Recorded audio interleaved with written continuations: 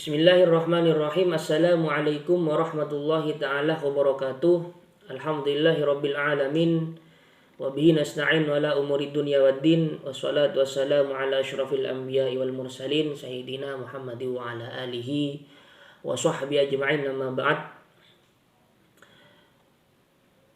Sebelum saya menjelaskan atau memaparkan perihal kewajiban seorang suami terhadap istri dalam berumah tangga, saya akan memperkenalkan diri saya terlebih dahulu. Nama saya MH Daniel Al-Himam. Saya mahasiswa aktif UIN Sunan Ampel semester 7 dengan NIM E0321910. Sesuai dengan fitrahnya bahwa manusia tidak dapat hidup sendiri, dalam artian manusia memiliki sifat ketergantungan dan saling membutuhkan antara satu dengan yang lain. Allah Subhanahu wa ta'ala telah mengingatkan manusia akan kekuasaannya, yakni di saat Allah menciptakan manusia dari diri yang satu, Allah menciptakan manusia dari diri yang satu, kemudian diciptakan pendamping hidupnya, yakni pendamping tersebut adalah sang istri. Karena konteks di sini adalah konteks pernikahan, maka dibangunlah konsep berkeluarga. Perpaduan keduanya, maka terbentuklah sebuah institusi keluarga. Agar hubungan antara pria dan wanita ini dapat harmonis dan lebih langgeng, maka Islam mengaturnya melalui ketentuan-ketentuan hukum. Tata cara hidup berumah tangga yang lebih dikenal dengan istilah fikih munakahat. Pernikahan adalah ikatan antara laki-laki dan perempuan atau ikatan antara suami dan istri untuk membentuk suatu keluarga sekaligus sebagai pondasi utama dalam berkehidupan rumah tangga, yang tentunya tidak lepas dengan kewajiban-kewajiban yang harus dilakukan, entah itu dari pihak sang suami ataupun dari pihak sang istri. Agar apa? Agar terciptanya keluarga yang harmonis, keluarga yang sakinah, mawaddah, warahmah, yang banyak para suami, para istri atau para orang yang telah berumah tangga ingin memiliki keluarga yang sakinah, yang mawaddah, yang warahmah.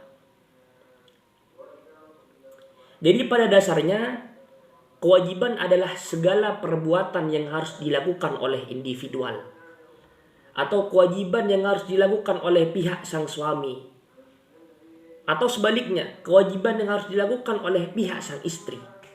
Sementara hak adalah segala sesuatu yang harus diterima untuk menciptakan keadilan dan berumah tangga, agar ada keseimbangan antara sang suami dan sang istri.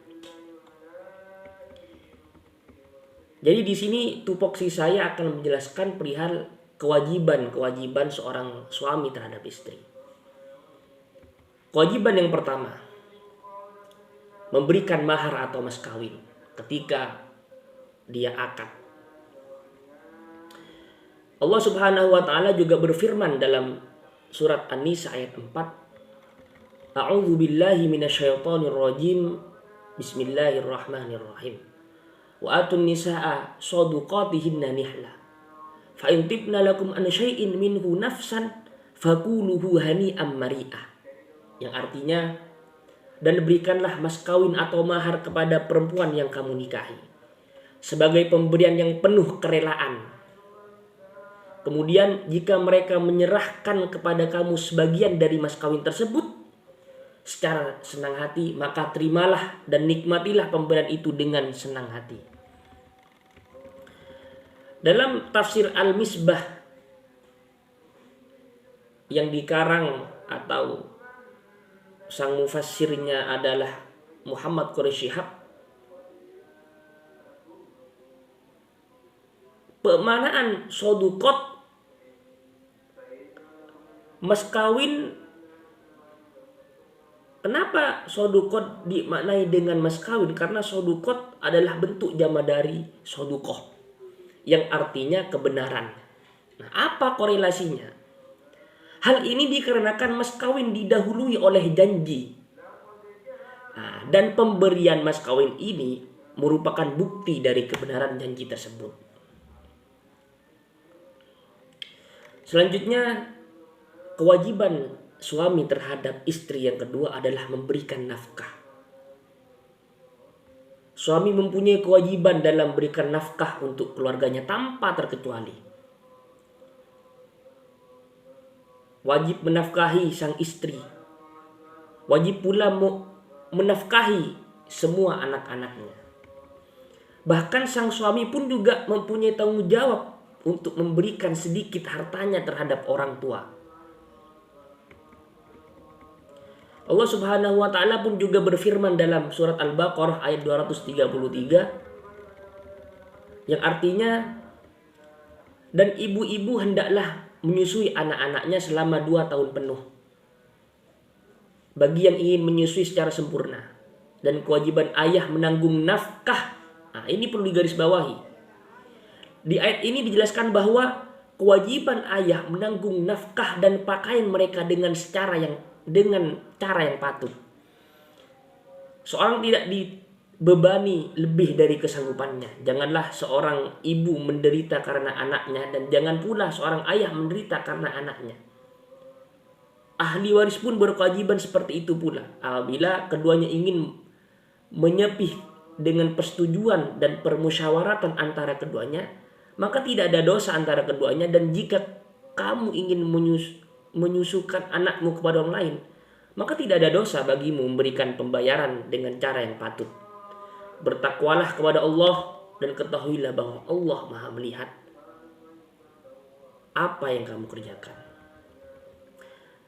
Kata nafkah dalam ayat ini berasal dari bahasa Arab, yakni anfaqa yunfiku infakon, yang artinya mengeluarkan. Menurut Sayyid Sabiq, nafkah berarti pemenuhan kebutuhan yang berupa makan, berupa tempat tinggal, berupa pakaian. Nafkah yang diberikan suami kepada istri merupakan salah satu kewajiban yang harus dipenuhi. Tadi sudah dijelaskan dalam surat Al-Baqarah ayat 233 bahwa sang suami harus memberikan nafkah kepada suami dan istrinya secara layak. Tentu jangan sampai sang suami menjadi terberatkan oleh kebutuhan-kebutuhan sang istri dan sang anak. Artinya sewajarnya saja, semampu suami bagaimana suami menafkahi istri dan anak-anaknya. Selanjutnya, kewajiban seorang suami terhadap istri yang terakhir adalah menggauli istrinya dengan cara yang baik. Telah dijelaskan dalam surat An-Nisa ayat 19 yang bunyinya, A'udzubillahi minasyaitonirrajim. Ya ayyuhalladzina amanu la yahillu lakum an tarithun nisaa karhan ila akhirih. Yang artinya, wahai orang-orang beriman, tidak halal bagi kamu mewarisi perempuan dengan jalan paksa, dan janganlah kamu menyusahkan mereka karena hendak mengambil kembali sebagian dari apa yang telah kau berikan kepadanya, kecuali apabila mereka melakukan perbuatan keji yang nyata, dan bergaullah dengan mereka menurut cara yang patut. Jika kamu tidak menyukai mereka, maka bersabarlah, karena boleh jadi kamu tidak menyukai sesuatu padahal Allah menjadikan kebaikan yang banyak padanya. Dalam tafsir Asy-Sya'rawi telah dijelaskan pada ayat ini menekankan pada wa'ashiruhunna bil ma'ruf, yang ditujukan kepada suami agar berbicara dan bersikap dengan baik terhadap istrinya. Al-ma'ruf. Al-ma'ruf mempunyai kedudukan lebih tinggi dari al-mawaddah. Karena apa? Kenapa kok bisa al-ma'ruf mempunyai kedudukan lebih tinggi dari al-mawaddah? Karena kata al-mawaddah berarti perbuatan baik. Perbuatan baik kita kepada orang lain. hanya didasari karena rasa cinta atau al-hub. Dalam ayat ini pun menjelaskan jika suatu saat istri sudah tidak lagi menarik secara fisik atau keberadaannya sudah tidak menyenangkan lagi. Jadi pemahaman al-mawaddah bahwa seseorang mencintai atau suami mencintai istrinya karena fisiknya, karena penampilannya glowing, terus good looking. Nah, sedangkan al-ma'ruf, dia tetap senang terhadap istrinya meskipun sudah menua, meskipun sudah tidak glowing lagi dan good looking. Dia tetap, iya itu istri saya, itu tetap menjadi istri saya. Itu perbedaannya antara al-ma'ruf dan al-mawaddah. Makanya dalam ayat ini sangat ditekankan wa'ashiruhunna bil ma'ruf, karena sampai kapanpun istrimu adalah istrimu, sampai kapanpun dan sampai menua dan sejelek apapun mungkin nanti, yang awalnya masih muda, cantik, ganteng, tapi karena sudah tua, lambat laun, giginya ompong, mukanya keriput dan tidak glowing lagi, maka dia tetap adalah istrimu. Makanya ayat ini menekankan wa'ashiruhunna bil ma'ruf. Jadi seperti itu. Mungkin hanya ini yang dapat saya sampaikan. Selebihnya, kurang lebihnya saya mohon maaf, karena menurut saya banyak sekali penjelasan-penjelasan yang rancu dan mungkin ada salah kata yang saya katakan barusan. Wabillahi taufiq wal hidayah wa ridha wal inayah. Wassalamu alaikum warahmatullahi taala wabarakatuh.